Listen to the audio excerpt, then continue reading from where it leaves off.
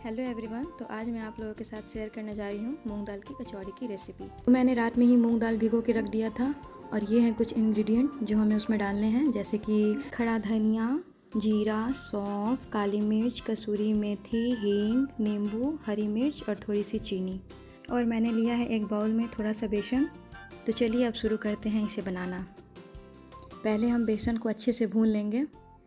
इसे हल्के आंच पे हमें सुनहरा होने तक भून लेना है। तो जैसे कि देख सकते हैं बेसन हमारा सुनहरा हो चुका है, तो अब हम इसे निकाल लेंगे। साथ ही साथ अब सारे खड़े मसालों को हम भून लेंगे, जैसे कि जीरा, सौंफ, काली मिर्च, खड़ा धनिया, इन सभी को हमें भून लेना है। अब हमारे मसालों में से हल्की खुशबू आने लगी है, तो अब हमें गैस को ऑफ कर देना है। तो अब हमें मसालों को निकाल लेना है।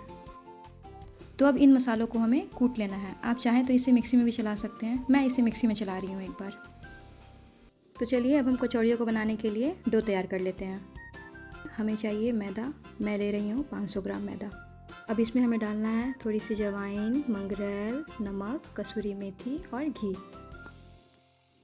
अब हमें इसका बिल्कुल सॉफ्ट डो तैयार करना है।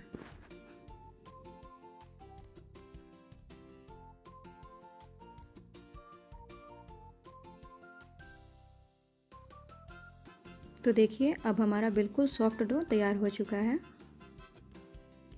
अब चलते हैं हम कचौड़ियों के लिए स्टफिंग तैयार करने। सबसे पहले मूंग दाल को हमें थोड़ा दरदरा पीस लेना है। अब हमें कढ़ाई में थोड़ा तेल डाल देना है। तेल अब गर्म हो चुका है। अब हमें कूटे हुए मसालों को इनमें डाल देना है। साथ ही साथ इसमें थोड़ी हींग और हरी मिर्च डाल देनी है। अब जो दाल हमने पीस के रेडी किया था वो भी इसमें डाल देना है। अब इसमें हम सारे मसालों को डाल देंगे, जैसे थोड़ी सी हल्दी, मिर्च, धनिया पाउडर, जीरा पाउडर, काली मिर्च पाउडर। इन सभी को मिक्स करके अब हमने जो बेसन भून के रखा था वो इसमें मिक्स कर देना है और इसे लो फ्लेम पे अच्छे से पकने तक भून लेना है। अब इसमें मैं डाल रही हूँ नमक। अब लास्ट में हम इसमें डालेंगे आमचूर पाउडर, नींबू और चीनी।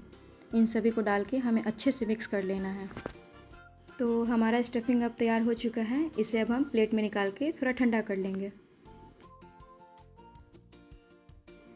अब हमारा स्टफिंग ठंडा हो चुका है, तो चलिए अब हम कचौड़ियों को तैयार कर लेते हैं।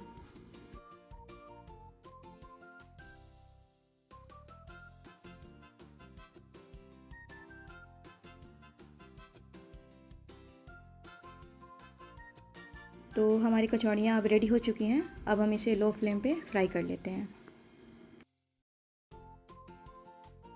तो आप लोग देख सकते हैं कि हमारी कचौड़ियाँ बिल्कुल अच्छे से पक के तैयार हो चुके हैं। इन कचौड़ियों को पकने में कम से कम 8 से 10 मिनट लगते हैं, थोड़ा सा पेशेंस रखना पड़ता है। तो अब हमारे गर्मा गर्म खस्ते कचौड़ियाँ खाने के लिए बिल्कुल तैयार हो चुके हैं।